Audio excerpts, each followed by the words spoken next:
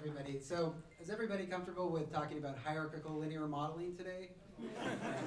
No, I'm kind of taking off the academic hat and have actually felt a little bit of nerves today of trying to thread the needle between my new role, serving as a community relations specialist and community builder with Northwest Pilot Project, and my longtime work at Portland State University as a researcher and an instructor. But to start with, I want to tell you, I self-identify, maybe self-describe as an urban gerontologist. How many folks do you all know who do urban gerontology?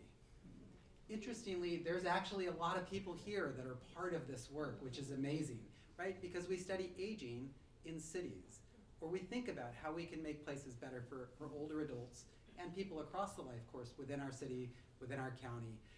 But I want to start today by talking a little bit about my personal experiences and how my family has shaped me and who I am today, where I've come from. So to start with, my grandparents have been incredibly instrumental in my life. On the one hand, I have my European-based professorial grandparents on my mom's side, and on my dad's side, the immigrant family from Mexico that came over and has really been kind of finding ways to get a toehold in the US, to build wealth and try to move forward our family in different ways. But I found some interesting commonalities as I started thinking about these two. And I was trying to go back and forth, like, what is it that connected me and them? And one of them is this concept of filial piety. Filial piety is essentially revering and deferring to older adults. And it exists in different ways in different cultures, but I think we all inherently understand what that means, right? We can respect and defer to the people in our lives who've taught us, who've brought us along. Even people who we don't know, we can still respect and defer to. They have wisdom, they have lived experience. And so these people are important as we're shaping the future of our city, as we're providing services. So just to kind of tie this together, my grandfather, Dr. Kenneth Tai, and my abuelita, Maria Reyes, they both died in a similar way, with family, in familiar and comfortable surroundings. They were success stories because they had families in their communities, and they were valued and respected and served by others. And those of us who are here today are part of service provider communities. We're doing important things for the populations that we're serving, older adults in the city, county, state, and the region. But in December of 1996, something really changed my life and my career. So my younger sister, 18 months younger than me, was in a car accident and had a traumatic brain injury. And at the age of 18, as a freshman in college, I had to, for the first time, think about what it meant to navigate the rest of my life with somebody who was so important to me. Not just with aging parents, right? Just the way that it works. Your parents are older than you or getting older faster than you. But with a sister with a disability who I would age with, if we were lucky, that we would become elders together on the same timeline, being 18 months away from each other. But that brought the reality of the world of social supports and services and the challenges of navigating all of these things. And my mother, who is an educator, has been the rock in my family. And combined with me as a gerontologist, we're like, all right, we got this, right? We can figure out how to do all of these things and figure out those steps for her. But what we've realized over the years is that Oregon and the county and the city, there are a lot of gaps and cracks that people fall between, and there's a lot of work that we all have to do together to pull the systems together, to think about addressing the highest needs of individuals in the community, but to think a little bit more strategically as well, not just putting out fires, but thinking about better systems ahead. As my mom has kind of noted many times, it's been a struggle for my sister to kind of fall into these gaps. We feel like sometimes we're ready to give up, but we steal, right? We come together as STEEL, like we're strengthening each other by doing this work. And over the past 5 years, I've realized my professional career has evolved with my personal experiences. So I've moved from being a full-time academic researcher to working for the city of Portland and being a bureaucrat, for all the good and bad that comes with being a bureaucrat, to my next stop, which may be my last stop. We'll see how things go. But I'm 8 days into my new position at Northwest Pilot Project, and I think that the reality for me is seeing the world through the lens of extremely low-income older adults and the challenges that are being faced every day. The fact that we need to address important needs, everything from rent assistance to caregiving to navigating health systems, but then to continue to think not just about putting out those immediate needs, but thinking about the opportunities, right? When we are able to house somebody, when we're able to make sure that food is on the table, it allows them to think about higher needs and the hierarchy of needs, like Maslow's hierarchy. How do we get to things like social connectivity, which are critically important in our life? So over the last couple weeks, I've been really noodling on this idea of needs and opportunities. Last week I was at an event really digging into the silver tsunami, and I want to kind of offer a little bit of a criticism here, but an opportunity for us to think about this. And Laura's laughing because we've had 3 conversations about this in the last week.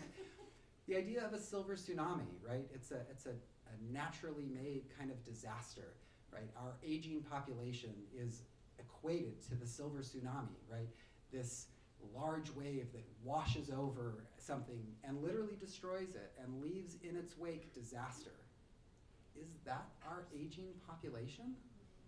I don't think so. I think that there's something more to this. And I think as we start to think about those visceral images of aging and destruction, that we might be able to think about a different metaphor, right? One of the only growing natural resources that we have in our community is the older adult population. The volunteers who are part of Store to Door's work, the people in the community like Jim Varney, who came and sat on a committee for a year plus, and Laura as well, that showed up day after day for our meetings at the city, which were sometimes difficult to sit through. I apologize for that, but we came out with policy recommendations. We came out with things that were really incredible and next steps for the work we're doing. I see Community Vision here, who's kind of joined forces, this opportunity for thinking about aging and disability and bridging some of those silos that we've been in for far too long. So the opportunities are in front of us, but the challenges remain.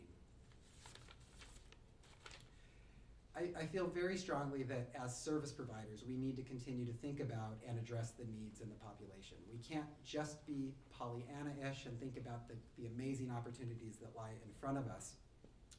But it feels sometimes like we're in a juggling act that's over capacity already, with new balls being added in and too little training to do this. I feel overwhelmed a lot because we're able to look around in our community and see that there's more need than we're able to serve immediately at this point. But the value of what we're doing today is bringing together the Aging Network. And for folks who don't know, there's a book that was written by Drs. Niles Yoakum and her mother called the Aging Networks, which are essentially the groups of people who exist who are gerontology researchers, folks who are in the service provider arena, and those folks who are building capacity in our community. I think that the Aging Network is all of us who are here, and we've got an important role to play. But where do we go from here? Like, how do we pick these pieces up? How do we put them together to make a better tomorrow? So first of all, this might be a radical concept. Enlist a gerontologist in your work, right? I invited some gerontologists here today who are friends and colleagues who I really care about. We actually have a lot of information about older people, right? So we can be hired into organizations. We can do work, in committee, in community.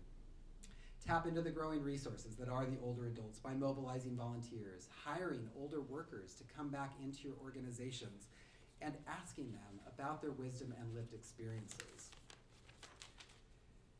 And think big picture, right? We've got to deal with the incremental solutions and address the needs that are in front of us, everything from on that hierarchy need, food and housing, but also transportation, peer supports, access to services, and social connectivity.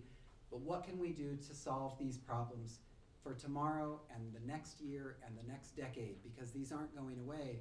The challenge of our aging population is that it's an indefinite structure, an indefinite change in our population structure.